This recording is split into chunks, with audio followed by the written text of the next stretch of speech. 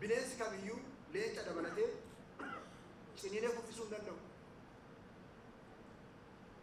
Yoo taalee ciniinuu yaale ilkaan arbaa, ilkaan leencaa gogaa arbaa irratti hafu, qaama arbaa irratti hafu, hancee kufa.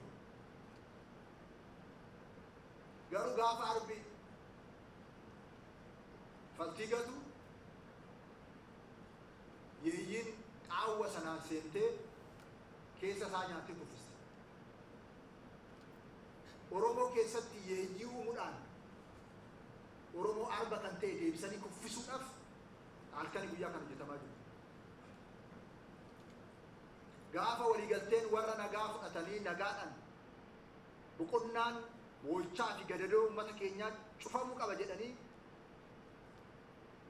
waraanni bilisummaa Oromoo gaafa mootummaa afaan olii mallatteessu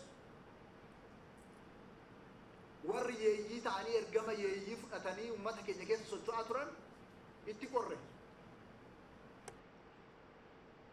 Warri qe'ee Oromoo gubuudhaan haadha Oromoo boochisuudhaan ifachaa turan fedhii fi faayidaa siyaasaa isaanii milkeeffachuudhaaf hojjechaa turan itti qorre. Keessaa alaa boo'icha ta'an.